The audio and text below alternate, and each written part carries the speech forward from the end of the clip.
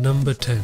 MMA legend BJ Penn was set to make his return to active competition and was scheduled to face top-ranked featherweight Ricardo Lamas at UFC Fight Night 97. Just a couple of weeks before the event, BJ Penn pulled out of the fight due to a rib injury. The UFC was unable to find a replacement opponent for Ricardo Lamas and the whole fight card was cancelled. Number 9. Fabricio Werdum was set to defend his UFC heavyweight title against Cain Velasquez at UFC 196. In their first fight at UFC 188, Fabricio Werdum submitted Cain Velasquez by a guillotine choke in the third round, winning the UFC heavyweight title. Leading up to UFC 196, Cain Velasquez pulled out of the fight due to suffering a back injury and was replaced with Stipe Miocic. Just a day later, Fabricio Werdum also announced that he would be pulling out of the fight due to an injury. Both Johnny Hendricks and Stephen Thompson were promoted to the main event and the card was changed into UFC Fight Night 82. Number 8. During the UFC 202 pre-fight press conference, Nate Diaz walked off the stage talking trash to Conor McGregor. He then threw a water bottle towards Conor McGregor on the stage. Conor McGregor then grabbed all of the Monster energy drinks from the table and threw them at Nate Diaz's team. I believe this incident can be considered a good thing and a bad thing. The good thing about this incident was that it got fans pumped up leading up to UFC 202 and it brought attention to the event. But I believe this incident is also a bad thing, as it makes the sport look very bad and unprofessional for those people who aren't fans of the sport, which definitely gives a negative image. This is just my opinion, guys, but let me know what your thoughts are on this in the comment section below.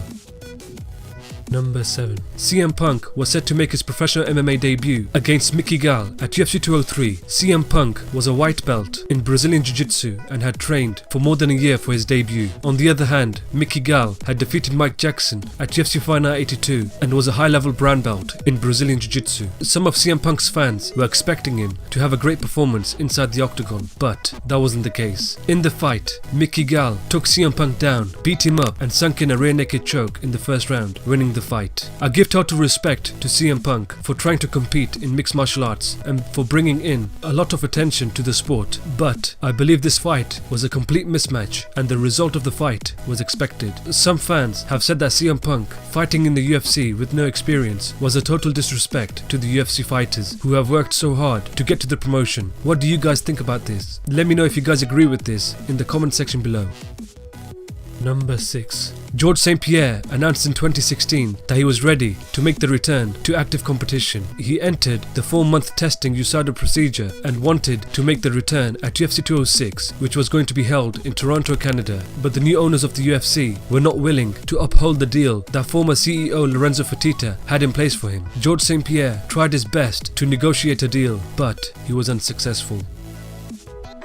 Number 5. The UFC had announced that Brock Lesnar will be making his UFC return and would be facing Mark Hunt at UFC 200. Leading up to the event, Mark Hunt mentioned that Brock Lesnar was juiced to the gills as he was given an exemption from early drug testing due to the short notice return. In the fight, Brock Lesnar used his superior wrestling to win the fight by a unanimous decision. After the fight, it was revealed that Brock Lesnar tested positive for banned substances. Just recently, he was given a 1-year suspension and a $250,000 fine by the Nevada State Athletic Commission.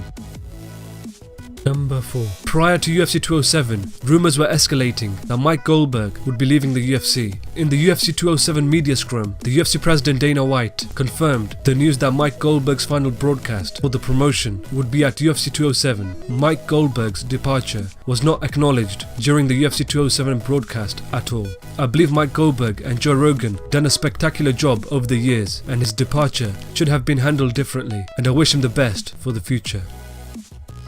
Number 3. Prior to UFC 199, MMA reporter Ariel Helwani reported that Brock Lesnar was close to signing a deal and would compete at UFC 200. During UFC 199, Ariel Helwani and 2 of his colleagues were escorted out of the arena and were told that they were banned for life from the UFC. This news shocked the MMA world, as Ariel Helwani had been reporting on the sport for years and was one of the well-known reporters in MMA. After a massive backlash from the media and the fans, the UFC eventually lifted the ban and he was allowed to cover the sport once again. Number 2. The highly anticipated rematch between Conor McGregor and Nate Diaz was scheduled for UFC 200. In their first fight, Nate Diaz shocked the world when he submitted Conor McGregor in the second round by a rear naked choke at UFC 196. Just days after the rematch was announced for UFC 200, the UFC president Dana White announced that Conor McGregor was pulled from UFC 200 due to not willing to do any promotional duties for the event. He said that it's not fair on the other fighters that have to do media obligations and that Conor McGregor doesn't. He said that they gave Conor McGregor every opportunity in the world to get to the press conference, but he declined. In the press conference, Nate Diaz also mentioned he will either fight Conor McGregor or he will not fight at all. The fight was removed from the UFC 200 and was rescheduled for UFC 202, where Conor McGregor won the fight by a majority decision.